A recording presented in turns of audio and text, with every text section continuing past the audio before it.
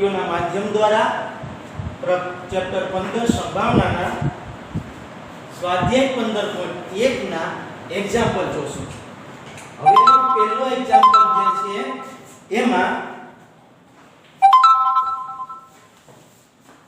આ રીતે રકમ છે, નીચેના વિધાનો પૂર્ણ કરો, એટલે કે ખાલી જગ્યાના સ્વરૂપમાં છે. એમાં પહેલી ખાલી જગ્યા છે ઘટના E ની સંભાવના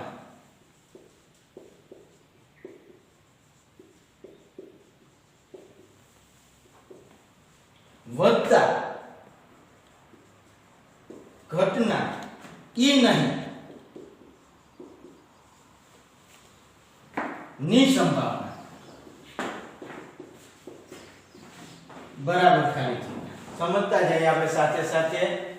કોઈ પણ ઘટના અને એની પૂરક ઘટના બંનેનો સરવાળો કેટલો થશે? 1 થશે. ઘટના E ની સંભાવના વત્તા ઘટના E નહીં એની સંભાવના, એટલે કે કોઈ પણ ઘટના અને એની પૂરક ઘટના જે છે એની સંભાવનાનો સરવાળો આપણને મળશે 1. એટલે પહેલી ખાલી જગ્યામાં જવાબ આવશે 1. બીજી ખાલી જગ્યા ઉદ્ભવી ન શકે તેવી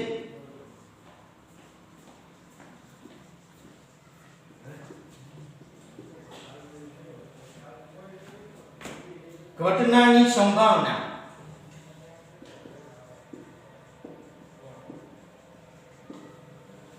ખાલી જગ્યા છે. આવી ઘટનાને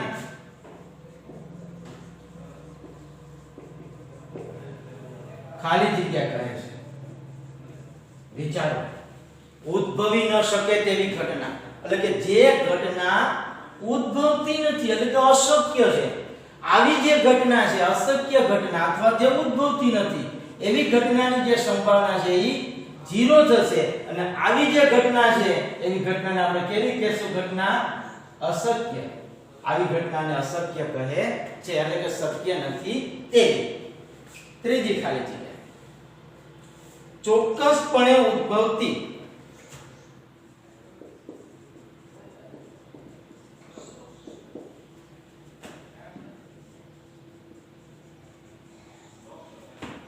ઘટનાની સંભાવના ખાલી જગ્યા છે. આવી ઘટનાને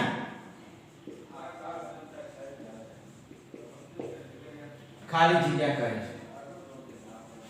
શું કીધું? ચોક્કસપણે ઉદ્ભવતી, એટલે કે જે ચોક્કસ ઘટના છે તો એ ઘટનાની સંભાવના 1 થશે. અને આવી ઘટનાને કેવી કહેશું? આપણે શક્ય ઘટના કહેશું. આવી ઘટનાને શક્ય કહે છે. અથવા ચોક્કસ ઘટના પર આપણે એને કહી શકીએ. એના પછી ચોથું, પ્રયોગની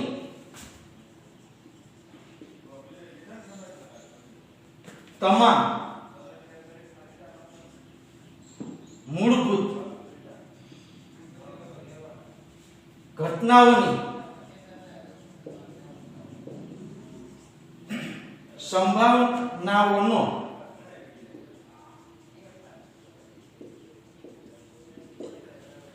સરવાળો ખાલી જગ્યા છે. પ્રયોગની તમામ મૂળભૂત ઘટનાઓની સંભાવનાનો સરવાળો, એટલે કે જે પ્રયોગ છે એની બધી ઘટના જે હોય એ બધી ઘટનાઓની સંભાવના છે એનો સરવાળો ખાલી જગ્યા છે. આપણને ખબર છે શું જવાબ આવશે? 1. પાંચમું, ઘટનાની સંભાવના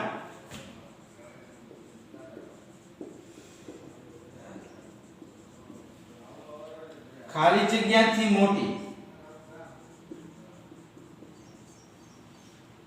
અથવા તેના જેટલી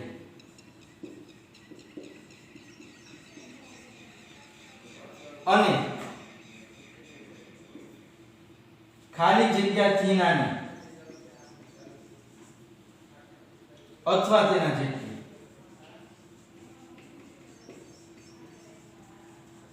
હોય છે. આ છેલ્લો વિકલ્પ આપણો પાંચમો. ઘટનાની સંભાવના ખાલી જગ્યાથી મોટી, કોનાથી મોટી હોય? આપણને દાખલાની અંદર ખબર છે 0 થી મોટી, અથવા તેના જેટલી અને તેનાથી નાની. કોનાથી? 1 જેટલી અથવા 1 થી નાની. ફરીથી તમને 4 એ 5 એ 5 ખાલી જગ્યાઓ સમજાવી દઉં.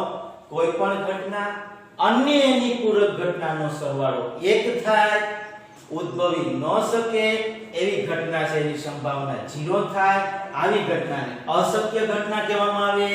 ચોક્કસપણે જે ઘટના ઉદ્ભવે છે એની સંભાવના 1 થાય. આવી ઘટનાને શક્ય ઘટના કહેવામાં આવે છે. પ્રયોગની તમામ મૂળભૂત ઘટનાઓની સંભાવના જે છે એનો સરવાળો 1 થાય. ઘટનાની સંભાવના 0 થી મોટી અથવા તેના જેટલી હોય છે અને 1 થી નાની અથવા તેના જેટલી હોય છે. આ તમને ખાલી જગ્યા અથવા વિકલ્પની અંદર પણ પૂછી શકે. આને જે વસ્તુ છે એ ખરા ખોટામાં પણ પૂછી શકે. દાખલા તરીકે ચોક્કસ ઘટના જે છે કોઈ પણ આપી હોય કે ખરો ખોટો લખો. સૂર્ય જે છે પૂર્વ દિશામાં ઉગે એની સંભાવના 1 છે, ખરું છે કે ખોટું?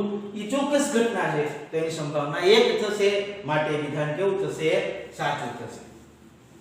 હવે આપણે એક એક્ઝામ્પલ ભણીશું.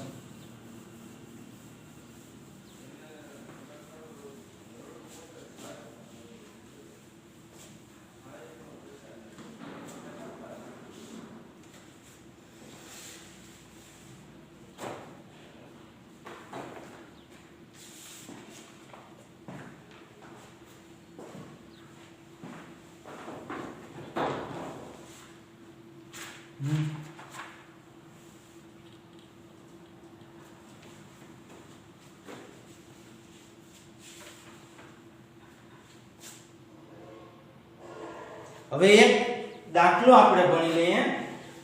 દાખલો તમને આ રીતે આપ્યો છે કે PE બરાબર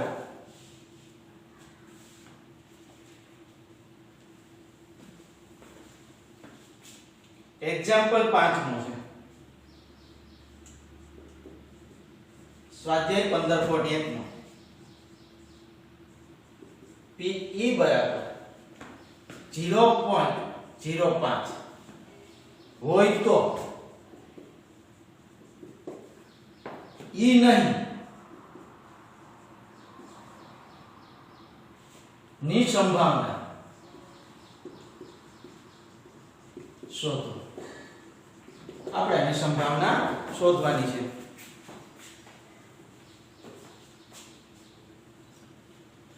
હવે આન્સર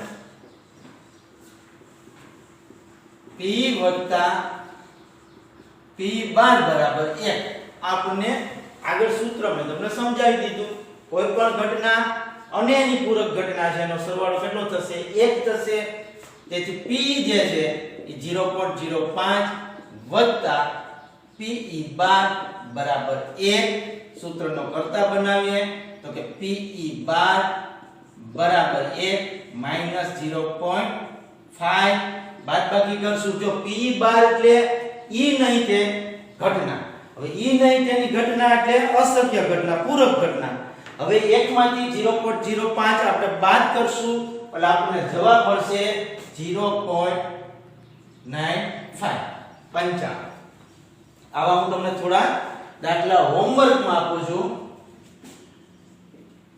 પહેલો દાખલો છે PA બરાબર 0.01 હોય તો PA12 શોધો. બીજો દાખલો PA12 બરાબર 0.37 હોય તો PA શોધો. આવી રીતે તમે જાતે પણ ઘણા દાખલા બનાવી શકશો. હવે આપણે આના પછીના નેક્સ્ટ વિડિયોમાં અન્ય એક્ઝામ્પલો ભણશું.